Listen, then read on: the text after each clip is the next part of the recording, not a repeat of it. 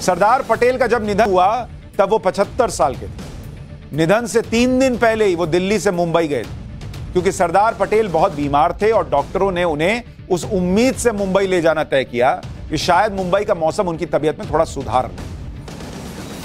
लेकिन ऐसा नहीं हुआ। 12 दिसंबर 1950 को सरदार पटेल वायुसेना के डकोटा विमान से मुंबई गए।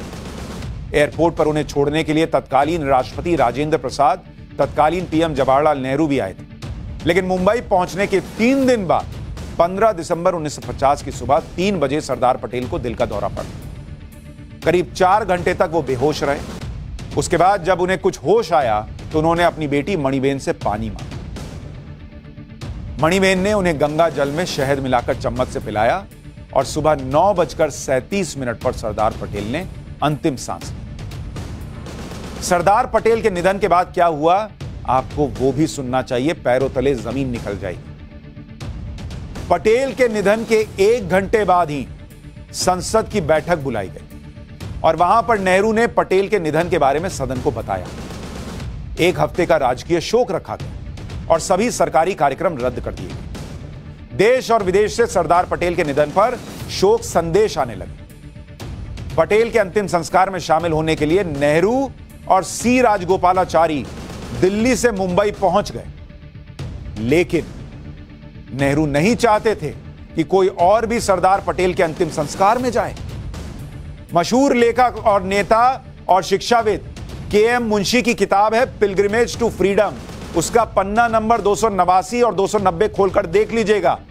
उन्होंने लिखा है कि जब सरदार पटेल का मुंबई में निधन हुआ तो जवाहरलाल ने अपने मंत्रियों और सचिवों को आदेश जारी किया कि वो सरदार पटेल के अंतिम संस्कार में न जाएं। सरकार के मंत्रियों में मैं उस वक्त बॉम्बे के पास माथेरन में ही था।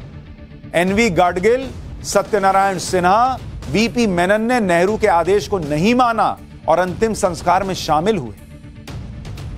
अंतिम संस्कार में जाने से रोक रहे थे। जवाहरलाल नेहरू ने राष्ट्रपति राजेंद्र प्रसाद से भी मुंबई न जाने का निवेदन किया।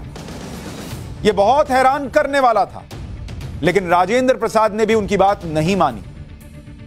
के.एम. मुंशी ने अपनी इसी किताब में लिखा है कि नेहरू का मानना था कि राष्ट्रपति को किसी कैबिनेट मंत्री की अंत्येष्टि में हिस्सा नहीं लेना चाहिए, इससे गलत परंपरा शुरू हो जाएगी। क्या पटेल सिर्फ कैबिनेट मंत्री थे? इस देश के लिए उनका इतना बड़ा योगदान और राजेंद्र प्रसाद को नहीं जाना चाहिए था, लेकिन नेहरू रोक रहे थे।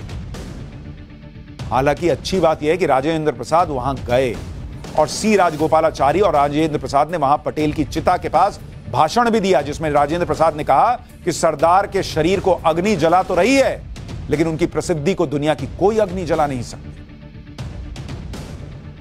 सरदार पटेल के करीबी रहे वीपी मेनन के साथ काफी अरसे तक काम करने वाले ब्यूरोक्रेट एम.के. नायर ने अपनी किताब the story of an era told without ill will में लिखा है कि जैसे ही नेहरू को पटेल के निधन के बारे में पता चला, नेहरू ने 2 सरकारी नोट गृह मंत्रालय को भिजवाए।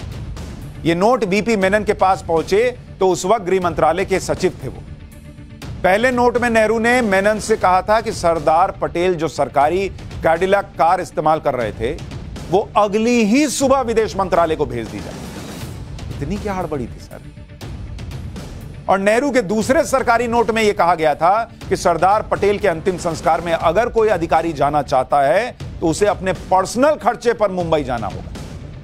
उस वक्त गृह मंत्रालय के बहुत सारे अधिकारी सरदार पटेल के अंतिम संस्कार में शामिल होना चाहते थे। बाद में गृह सचिव मेनन ने सभी को एक साथ बुलाया और करीब 12 अधिकारियों को अपने खर्चे पर मुंबई लेकर गए। जब नेहरू को यह बात पता चली तो वो मेनन से बहुत चिढ़ गए।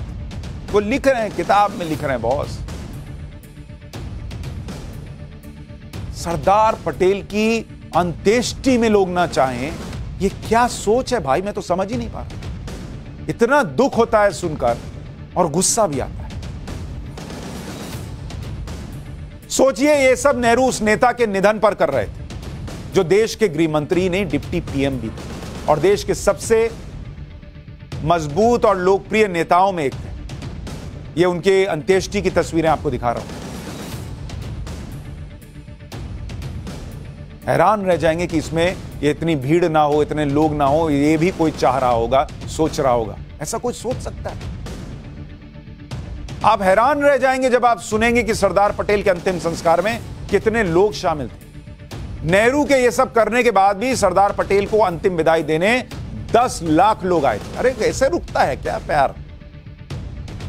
10 किलोमीटर लंबी भीड़ थी, 1500 से ज्यादा अधिकारी शामिल हुए, कोई रोके ना रुका। सरदार पटेल का निधन बॉम्बे के बिरला हाउस में हुआ था और उनका अंतिम संस्कार मरीन लाइंस में हुआ। लेकिन यह इतिहास का वो पन्ना है जो बहुत लोग नहीं जानते।